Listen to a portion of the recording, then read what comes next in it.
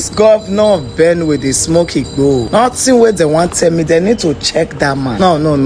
He hide. In they get wetin they smoke. He they hide the dwam. He they smoke, no be shisha. This shisha, they had igbo join. Ofagbo. Because how is the president coming to pay such such sad condolence visits, and you are organizing a ceremony? God of thunder. Where Ogunegbe can? See, oh God, I miss the days of who be that Ogi, that native doctor always strong well. Yeah, be the follow on. Yeah, those kind days where we say as that kind man enter there, big go the chukuna inside 200 people dead. You are coming to come and do ceremony for who wants to come and tell you sorry. This kind of twerking is epic twerking. You are twerking non-stop for Tinubu. This twerking is becoming disgusting. So your people, the people that lost their family members, will watch you set canopy, organize a party for the president. Shoulder to shoulder, colorful parade. Kai! I know, enough in Bibini. You get see and Benin people. Casket of the see, now the casket don't carry the dead body coming soon now. Surplus for road. Worry you. Where worry you? Let me just breathe down. But see, until Nigerian people stand up and say enough of this bullshit. I keep saying is this motherfuckers will not stop. But they go there now, go they visit. And they see military don't go, police don't go, IGP don't go, presidents they're ready to go. The Bible going to visit them. Hope you people are resolving the conflicts there, because protection of life and property is paramount. That is the fundamental responsibility of government. Primary responsibility. Some people they carry brokers up and down. They find who you want chase clouds with. You they find victims where you want chase, because most of you now are cloud chasers. Sorry, I don't mean to. This video was not supposed to go this way. Sorry, sir. Hey, Nigeria is such a big crime scene, a heartbreaking crime scene. Mr. Governor, if this is what you are planning, you should be so ashamed of yourself. And I blame the Benue people for allowing you to do this. I'm not inciting violence, so I'm just saying they have a right to say no, and you will not have anything to do. Look on us, I want to end the video. Verse for my body. Good evening, trenches. I should carry. And I think that would make some very good common sense.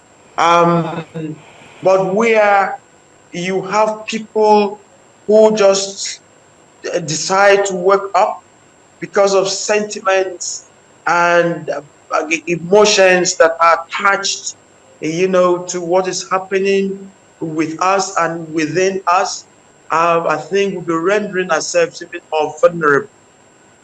So I wouldn't advocate for self-defense. I would encourage us all to keep calling for community policing, because it's the only way, it's the only people from within the state and the local government who would understand what is going on with them. I just come to think of it, before now, here in the States, more than 200 people were killed. When I woke up this morning and I got the story of what happened, the first 7 calls I put across were all killed. The first 7 guys I called, you tried to call, were all dead. Exactly, they were all dead. So in my village today, if you speak to someone, just be very rest assured that in the next 1 week or 2 weeks, you hear the sad news about that person you've just spoken to. And do you know, before now, just last month, about 20 people were killed in that same village. They are the Fulani, and it's not ethnic profiling. They are the Fulani, it's not ethnic profiling. When people want to be politically correct, they will say, no, that is an ethnic, it's not, and that is why you see the Sultan of Sokoto will not react to this. He reacted when just about 11 people were butchered were killed in Edo State, the so-called hunters. They reacted. They put up Northern Elders Forum. They made several press conferences. Many governors stood up. The governor of Edo had to travel to some of these states to go and say sorry. Just 11 hunters. That is alleged hunters. If really they were hunters who were killed. Now 200. Nobody in the north is speaking because that is the collective agenda. Jihad and the complete takeover of the land of our people. And let me tell you, so I'm saying it authoritatively. I'm an authority in this area. I was born and raised in Jos. I speak Hausa as my first language. I speak Hausa better than I speak Tiv. And let me tell you, this thing they call intelligence. We are the sources of this intelligence. The government sometimes use the narrative of intelligence to confuse you, as if what they know is different. They know exactly what we know, or we even know better. Because we are the sources of this intelligence. many of my friends from the adjoining villages in Nasarawa State who are of different ethnic group other than the Fulanis. Anytime the Fulanis are mobilizing, like this attack, they told us day before yesterday. We communicated to the security force. Nothing has been done. They communicated to us. No, just hold on, because this is too much to rush. I'm sorry. Are you saying that you got an intelligence report as a civilian? Your Yes. community had an intelligence report about this particular attack that killed over 200 people, and you. My sister, do you know the funny thing? It is no longer secret. It's just like the secret cultism in Nigeria. They gathered their AK-47 in a community called Giza in Nasarawa State, in the boundary between Nasarawa and Benue, in Giza and Kadorko. All our friends from there, and they come out in the open with their this and they hold a meeting openly. You know, they are going to strike in Hirota, and then some people begin to bid them farewell. Allah Kulafia. May God take you safely. May God take you safely. Yes, they came in more than 100 bites. Listen, but that is how your country has degenerated. That these things are done in broad daylight. It has degenerated. And let me also shock you. About 7 soldiers, I'm saying it as it is, about 7 soldiers joined them from the Giza, the community, adjoining my own village. They arrested one who uttered all this, made this confession. He said some of the soldiers from Giza trained them of Fulani ethnic stock, and they joined them. They commandeered the whole thing. So what they did yesterday was extremely tactical and strategic with military precision. Right now, there are a lot of tea villages in my council ward that will be taken over by Fulani. They take over not just for grazing, but for proper settlement. You go to these villages today, you find even their kids crawling, small kids who are yet to start walking. They brought them, their families, occupying thief homes, thief houses, which are still standing, occupying those houses. And they have their kids there, not just their cattle. So it's not all about open grazing prohibition. It's about total takeover of the land. Now, from my own view, what I have observed, 2 basic things, or 3 basic things. One, issue of land, indigenous, non-indigenous, critical, which is political. That is supposed to be sorted out politically.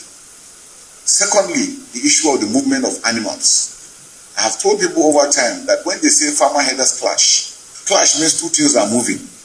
But if a farm is standing and an animal comes in, it's not a clash. It's somebody entering somebody's property. So we must find solutions to which means if the animals don't move, we don't have issues. Now again, because of that, we have issues of rustling of animals. Which means if we don't even rustle animals again that are moving, again, there won't be most of this problem happening. So those are the 3 critical aspects that we must be able to address clearly. And like I said, most of it is political. The terrorists would come. There should be a form of intelligence. The Nigerian military would come and disarm local population first. Yeah. They would disarm the local population. Oh, not true. In fact, what my friends in the Middle Belt have told me is that they have learned that once the military come around searching house to house to disarm local populace, even take their dang guns, they know that the Fulanis are not far behind. That is the level of complicity that you have. Well, then I've been vindicated. It's not just you. Somebody came to national TV, Commodore Laumi. You don't see spooks, military spooks. You don't have spies. You don't see them in daytime.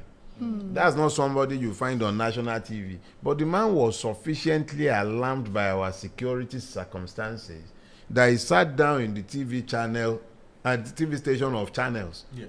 And he said it on national TV that there are Boko Haram sponsors sat in the president's cabinet, and he had submitted a list of these persons to the president since 2016 and nothing had happened. And we are still talking about a suspicion.